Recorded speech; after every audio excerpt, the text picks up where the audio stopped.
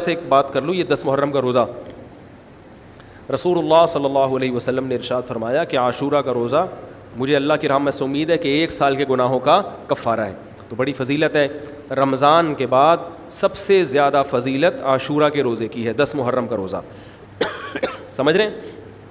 محرم میں ہمیں شریعت نے کیا کرنے کا حکم دیا ہے, اسلام کیا کہتا ہے؟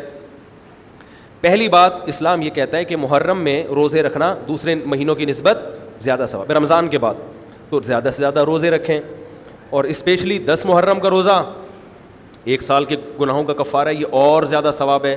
پورے محرم نہیں رکھے جاتے تو کیا کرنا ہے, 10 محرم کا رکھنا ہے.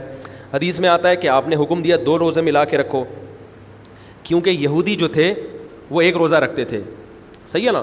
تو یہودیوں سے مشابہت سے بچنے کے لیے ہمیں حکم دیا کہ اس کے ساتھ ایک اور روزہ ملائیں. تو علماء یہ کہتے ہیں کہ آج کل یہودی 10 محرم کا روزہ نہیں رکھتے, تو اب مشابہت ختم ہو گئی ہے. تو اگر کوئی 9, 10 یا 10, 11 کا رکھ لے تو اچھی بات ہے, نہیں تو صرف 10 محرم کا بھی رکھ لے تو بھی انشاءاللہ پورا ثواب ملے گا, کیونکہ اب اس میں مشابہت رہی نہیں ہے. سمجھ رہے ہیں کہ نہیں سمجھ رہے؟ یہ کرنے کا کام ہے. دوسرا کام, محرم میں گناہ دوسرے مہینوں کی نسبت زیادہ, اس کی قباحت زیادہ بڑھ جاتی ہے, کیونکہ 4 مہینے محترم ہیں, شوال, ذیقعدہ, ذیقعدہ, ذیلحجہ, محرم اور رجب. یہ 4 مہینے جو ہیں اسلام میں اشہر حرم کہلاتے ہیں. قرآن کہہ رہا ہے فلا تظلموا فیہن انفسکم, ان میں اپنی جانوں پہ ظلم مت کرو. یہ ماتم کرنا بھی تو ظلم ہے نا اپنی جان پہ. تو اللہ نے فرمایا ان 4 مہینوں میں اپنی جان پہ ظلم مت کرو. کسی بھی طرح سے ظلم ہو, جسمانی ظلم ہو, روحانی ظلم ہو. جسمانی ظلم ماتم کر کے بھی ہو سکتا ہے, اور انگاروں پہ چل کے بھی ہو سکتا ہے, اپنے آپ کو پیٹ کے بھی ہو سکتا ہے. روحانی ظلم کیا ہے؟ گناہ کر کا. تو نہ گناہ کرنے کی اجازت, نہ کسی اور طرح سے. عام مہینوں میں بھی ظلم کی اجازت نہیں ہے, نہ اپنے اوپر اور نہ. تو ان 4 مہینوں میں ظلم کی نوعیت بڑھ جاتی ہے. سمجھ رہے ہیں؟ یہ ایک محرم کی فضیلت ہے اسلام میں. اور تیسری فضیلت جو محرم کی, جو بعض روایات سے ثابت ہے, یعنی جو فضیلت تو نہیں کہیں گے اس کو, جو محرم میں کرنے کا کام ہے, وہ بعض حدیث میں آتا ہے کہ آپ صلی اللہ علیہ وسلم نے ارشاد فرمایا کہ عاشورہ کے دن اپنے اہل و عیال پر دسترخوان کو وسعت دو, اس سے رزق میں برکت ہوتی ہے. لیکن یہ جو حدیث ہے یہ ضعیف ہے, سند کے لحاظ سے پاورفل اور مضبوط نہیں ہے.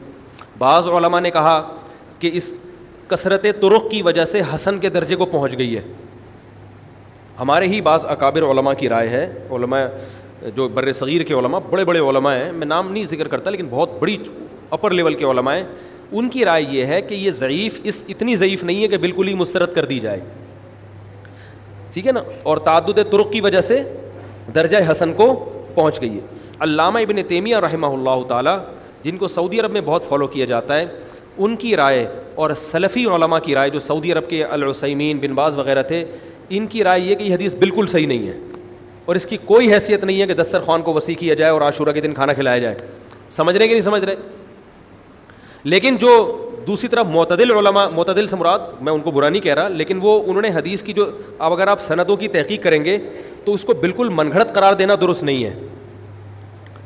اگر سندوں کی تحقیق کریں گے تو ایسا معلوم ہوتا ہے کہ علامہ ابن تیمیہ رحمہ اللہ تعالی, جو ہمارے لیے قابل احترام ہے, انہوں نے اس حدیث کو رد کرنے میں تھوڑا مبالغہ سے کام لیا, غلو کیا ہے. ایسا نہیں ہے کہ بالکل ہی اس کی کوئی ویلیو نہیں ہے.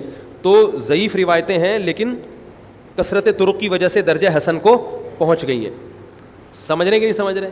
اس وجہ سے بعض علماء کی رائے, بلکہ جمہور کی رائے یہی ہے کہ محرم میں اگر کوئی اپنے بچوں کو جمع کر کے اچھا کھانا کھلا دیتا ہے 10 محرم کو, اور یہ حلیم شاید یہیں سے نکلا ہے, میں شاید یہیں سے نکلا ہے کہ یوں وہ اچھا کھانا ہو جائے گا, تو وہ کہتے ہیں کوئی حرج نہیں ہے. لیکن ایک بات جو دوسرے علماء کہتے ہیں, جو میری بھی سمجھ میں آتا ہے, بلکہ میں نے پہلے کہیں پڑھا تو نہیں, میرا دماغ اس طرف گیا, لیکن اس کی تائید میں علماء کے فتاویٰ مل گئے. دیکھو, اگر کوئی حدیث ضعیف ہو یا حسن ہو تو صرف حسن ہونا کافی نہیں ہے, یہ دیکھا جائے گا کہ یہ دوسری صحیح حدیثوں سے ٹکرا تو نہیں رہی ہے. یہ بھی ایک فقہ کا اصول ہے کہ اگر ایک کمزور چیز ہے لیکن وہ طاقتور دلیل سے ٹکرا رہی ہے تو پھر اس کمزور چیز کو بالکل رد کیا جائے گا. تو عاشورہ کے دن روزہ رکھنے کا حکم ہے, یہ بالکل بخاری مسلم کی صحیح حدیث سے ثابت ہے. اور جو کھانا کھلانے والی روایت ہے وہ اس ٹکر کی نہیں. اس کو تو ابن تیمیہ جیسے محقق نے بالکل ہی کالعدم قرار دے دیا, بعض عرب علماء نے بھی بالکل کالعدم قرار دے دیا, اگرچہ ہماری رائے ہے کہ بالکل کالعدم نہیں ہے, لیکن بہرحال اس میں محدثین کا بڑا اختلاف ہوا ہے. جبکہ روزہ رکھنے والی جو روایات ہیں وہ بالکل بے غبار ہیں, ان کو سب صحیح مانتے ہیں. تو کھانا کھلانا اور روزہ جمع بولو بھائی نہیں ہو سکتا, اس لیے کہ اگر وہ روزے کا دن ہے تو کھانے کا دن نہیں ہے, کھانے کا دن ہے تو روزے کا نہیں. ابن تیمیہ رحمہ اللہ تعالیٰ کی رائے یہ ہے کہ بعض لوگوں نے شیعہ کی مخالفت میں غلو کیا ہے. شیعہ نے اس دن کو چونکہ منحوس بنا دیا 10 محرم کو, تو انہوں نے مخالفت میں اس دن کو ایک سیلیبریٹ کرنے کے لیے نا کھانا کھلانے کا حکم دے دیا کہ ہم منحوس نہیں سمجھتے بلکہ اس کا کیا کریں گے اپوزٹ کے کھاؤ اور کھلاؤ. تو انہوں نے کہا یہ بھی غلو ہوا ہے دوسری طرف. بھائی منحوس نہیں ہے, مبارک ہے ہماری نظر میں, لیکن اتنا مبارک کہ اس میں کھانا کھلانا اور یعنی عید والا عنصر کھانا کھلانا تو عید کے دن ہوتا ہے نا, تو عید نہیں ہے بہرحال. تو یہ بھی بڑی جاندار بات, اگرچہ یہ عقلی دلیل ہے مگر یہ ایسی نہیں ہے کہ بالکل اس کو کالعدم قرار دے دیا جائے. تو اب علماء نے دونوں حدیثوں کو تطبیق کی کوشش کی علماء نے کہ بھائی کھانا بھی کھلاؤ اور روزہ بھی رکھو, افطاری میں کھلا دو, سحری اور افطاری میں. تو بات یہ ہے کہ افطاری میں اگر آپ کھلائیں گے تو وہ 11 محرم شروع ہو چکی ہوگی, وہ 10 محرم بولو بھائی نہیں رہے گی. دوسرا سحری میں جو کھلانے کا مسئلہ ہے نا, سحری میں تو سحری میں جب ہم کوئی کہتے ہیں نا فلاں دن یہ کام کرنا ہے فلاں دن, تو اس سے لغت میں جو ذہن میں متبادر ہوتا ہے نا وہ دن کا وقت ہے, وہ 3:30 پونے 4 کا وقت نہیں ہوتا. یہی وجہ ہے کہ جو لوگ اس حدیث پر عمل کرتے ہیں عاشورہ والی, وہ دن میں کھانا کھلاتے ہیں, دوپہر کے ٹائم لنچ کرتے ہیں. وہ افطاری میں تو ویسے ہی دسترخوان وسیع ہوتا ہے بھوک کی وجہ سے.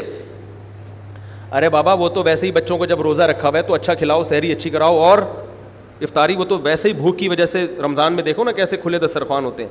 تو میں نے بڑی کوشش کی دونوں حدیثوں کو جمع کریں, لیکن تکلف کے بغیر یہ ممکن نہیں ہے. تو